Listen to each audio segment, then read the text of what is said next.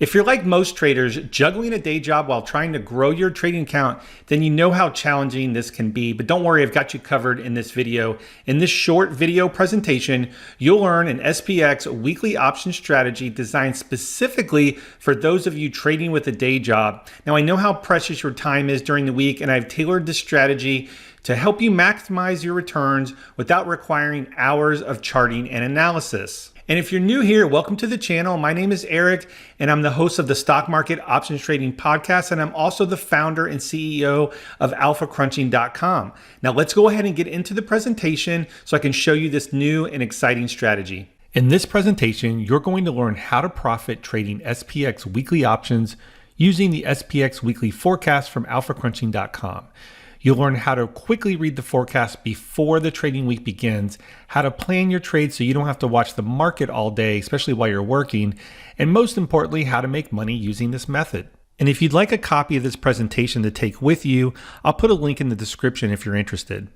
Now let's start with what the weekly forecast is. The weekly forecast uses time series analysis to find intraday seasonality patterns in the S&P 500.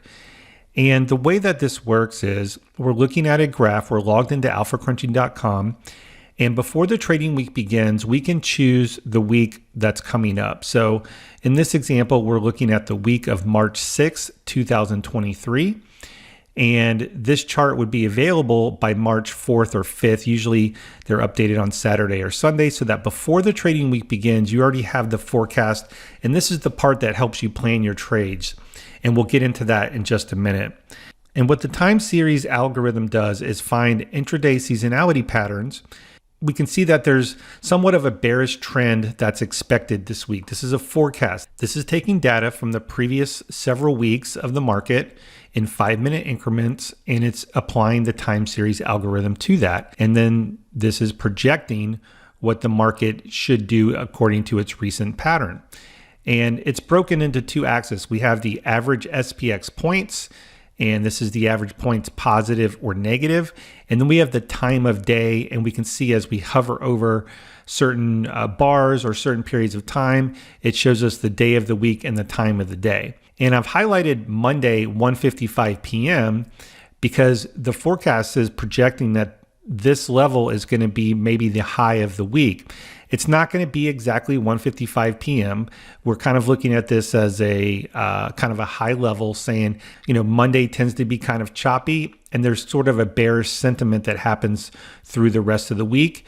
And so what we're going to be doing is looking at, okay, well, if we're expecting some bearishness starting Monday afternoon, how can we profit from that? And how can we trade that in a risk-defined way, in a high probability way? So what we don't want to do is get caught up on every single one of these increments. This is 5-minute increments across the entire week. It starts at Monday, 9:30 a.m. Eastern time, which is when the market opens, all the way to Friday, 4 p.m. So we're really just trying to look for sort of a general sense of the direction of the market, and we're going to try to get on the right side of that. So the idea here is that before the trading week begins, we can find particular days and times that might be looking for a good trade. So in this case, for the week of March 6th, before the trading week begins, let's say it's Sunday night, let's say March 5th, we could look at this chart and say, we're expecting some bearishness. Let me look at a potential short trade on Monday afternoon. What I usually tell people to start with is selling credit spreads. So on Monday afternoon, we could look to sell an out of the money call spread, which is a neutral to bearish strategy over the next few days, maybe 3-4 days to expiration, because SPX has 5 expirations per week. Some weeks, and I don't know if we'll see that in this presentation, but some weeks you might have a shorter move down and then an end of week rally kind of thing, and you could look to put on 2 trades. But when the trend is tends to be bearish like this, or even bullish depending on the week, then I like to just find the best entry point and find a high probability trade to take advantage of that. And when you combine the high probability of the forecast plus the probability of the options, you can really get the odds in your favor to really carry a nice win rate and really be consistent. So again, in this trade, we're looking for a potential call credit spread.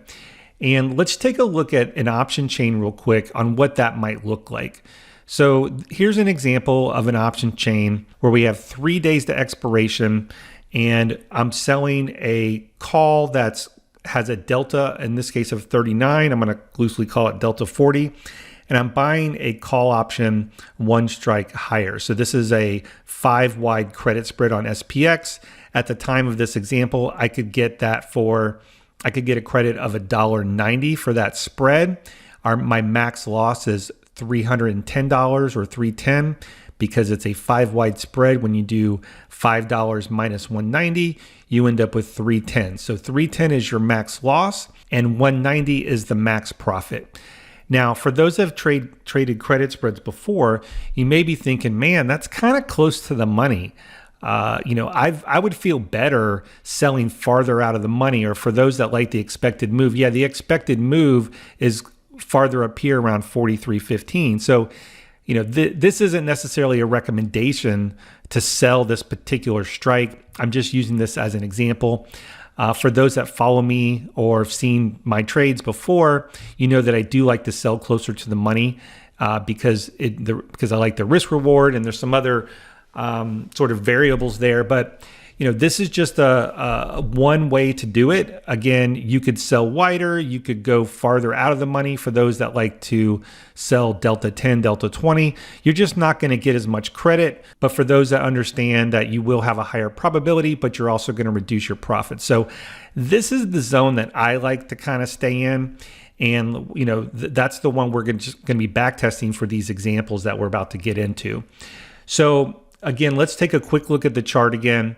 We're looking at Monday afternoon selling an out of the money call credit spread with, we're going to do 3 days to expiration on this one. And this is for the week of March 6th. So what I did was I went into option Omega, which is my preferred backtest program for SPX, SPY. And I've set this trade up. So I have the dates from March 6th to March 10th. We're selling a call at a delta 40. That's the example we just looked at. We're buying a call 5 points higher, and we're going 3 days to expiration. So I went ahead and set it up to say, open this trade at 2 p.m. every Monday. Now we're only doing the 1 week, so it's only going to put out one trade. So on this particular week, it opened the trade at 2 p.m. It sold this call spread, and I went ahead and just did a generic 50% profit target, and it hit the profit target. So for this particular trade this week, we had a winner. So again, we looked at the chart before the trading week begins. You can put this in your calendar and saying, hey, Monday afternoon, I'm going to want to sell a credit spread. So you don't necessarily have to watch the market in the morning. You just put this on, and then we set the parameters of buy to close or buy that spread back when you reach 50% of profit, and this trade would close automatically. So within a few minutes, you can look at this, and it's pretty visual. You can look at this and figure out in about 5 minutes when you want to trade. And if you come up with your own spread selling technique, you could go delta 40 like I did, or maybe you go a little bit farther away, that kind of thing. And that can be your methodology. So let's go ahead and do the next week. So this is going to be the week of March 13th. So again, imagine that you've taken the profit on the previous trade and the week's over, and then the data updates on the weekend. And now you're sitting here on Sunday, March 12th saying, hey, you know what? The pattern looks kind of similar again. I'm going to do the same thing. I'm going to look Monday afternoon and see if I can find a call credit spread Monday afternoon. Again, let's just stick with the 3 days to expiration. So if I hop into option Omega, we did the same thing. Now we're in the week of March 13th. We're selling the same call spread, 3 days expiration, delta 40 on the short strike, 5 wide. We're selling it at 2 p.m. on Monday that week, and we're profiting 50%. We're going to take profits at 50%. You can see this was another winner. So again, this only took a few minutes. We looked on Sunday night. You can put this on your calendar. Here's where I want to trade, give or take a few minutes. It doesn't have to be exactly 2 p.m. We're just kind of ballparking because we're getting a sense of the week. And this is what the result would have been for that. So let's go to the following week, and you'll notice that the pattern starts to change a little bit, right? It's not completely bearish the whole week, but when we look at this, we still see a pretty good move lower into the Wednesday afternoon time frame. So I'm still comfortable looking at this pattern saying, hey, you know what? It's still bearish in the beginning of the week. Maybe I don't want to hold into Friday. So let's stick with the 3 DTE again, Monday, 2 p.m., the week of March 20th. And if we go to option Omega, I've updated this to March 20th. Same spread, Delta 45 wide, 3 days expiration, Monday, 2 p.m. And we had another winner taking profits at 50%. So now we go into the next week, March 27th. Now things are starting to get a little bit interesting. It's not as clear, and that's okay. The forecast is not going to give you the perfect trade. It's simply telling you what the intraday seasonal patterns have been. Sometimes there's a pattern you may not want to trade. You might be looking at this Sunday, March 26th and saying, you know what, this just looks kind of choppy and crazy. There may not be an edge here. So you could just choose to skip that trade, or you might have to drill down into the daily forecast, which I've done several videos about. We're going to stick with the weekly for now. Now let's go through sort of an advanced or pro tip, if you will, when I'm looking at the forecast, especially the weekly. When you see these large spikes, what this is going to be is Monday's close to Tuesday's open. There's a large spike here. Large spikes are not to be trusted, meaning we don't think large spikes will be consistent, because I want you to think about what's happening here. When the market gaps up or down, let's say from Monday to Tuesday, we don't see gaps as being consistent every week. We see intraday seasonal patterns being more consistent. So when I see a large gap like this going from Monday to Tuesday, I'm less likely to say, oh, I don't want to do a 1 DTE put spread right here thinking that the market's going to gap up. We're not trying to predict gaps. So when you see a large spike due to a gap, just know that the intention of the forecast is not to predict gaps. What we're looking for is consistent sort of intraday seasonality patterns over the course of a couple days. So what I would do is look at this and say, you know what, let me dig a little bit deeper. And so if we switch over to the daily chart, it's the same week, it's the week of March 27th, but this is the daily forecast. The daily forecast removes those gaps. So we can see that Monday was still pretty choppy, but there's still kind of some weakness in the first couple days of the week. So this may be a little bit higher risk of a trade. If I remove the gaps by looking at the daily chart, I could still, expect that Monday, there could be a downdraft in the Tuesday and choppy Wednesday. And if Monday does fade in the afternoon, then maybe a 3-day DTE would still work. So again, this is just more of an advanced technique. If it's too much to figure out, or if it's lower probability for you, then you just don't take the trade. Maybe you wait until Tuesday and you look at the price action and you can add your own analysis. But for this particular trade, I went ahead and just sold another one because it had been working.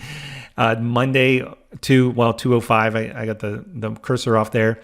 Again, selling a call credit spread. Let's go on the option Omega. So this was the week of March 27th. Again, selling the same call credit spread. Oh, I did 2 days to expiration. Let me go back to this. I did 2 days to expiration because Thursday looked like it might be kind of bullish. So if you sell it on Monday and Tuesday and Wednesday were weak, this would be a 2 DTE or 2 day to expiration spread. And we sold 2 days to expiration, Monday, 2 p.m. And again, we hit the 50% max profit target. So again, the idea here is to look at the forecast before the trading week begins and see if there's any consistent moves over the course of a few days. I like to try to do 2, 3, 4 days. Those seem to be the most consistent. And if you see a pattern, you pick the time that you might want to take that trade. And then you can, again, set your calendar to remind you, or just know that you need to log in and do that on that day. It only takes a few minutes. And again, you get this chart before the trading week begins to really help you plan your trades. Now, if you're a little bit more inclined and you're using technical analysis, some of the things you can do is if you're on a smaller time frame, let's say a 5-minute chart, and you're using some kind of technical analysis, you don't have to take the trade right at 2 p.m. Maybe you take the trade earlier. If you get a sell signal or something, you can take the trade earlier. You can still use your own analysis in addition to this. I use my own analysis more so for my day trading, but even on the weekly forecast, these times are not etched in stone. This is just what's happened on average over the course of the last month or so. So it can help you pick a time frame to consider taking a trade, but you can also use your own analysis as well. So we went through the month of March 2023, and we went through all 4 weeks of March, and we ended up with 4 winning trades. And I just wanted to show you how you can use that, and you don't have to worry about PDT because you're holding the trades overnight. So let me know if you have any questions about using the weekly forecast. I think it's a great way to help plan your trades. If you're a busy working professional, I think this really, really helps using the weekly forecast. And again, head over to alphacrunching.com and check that out. And we'll see you in the next video.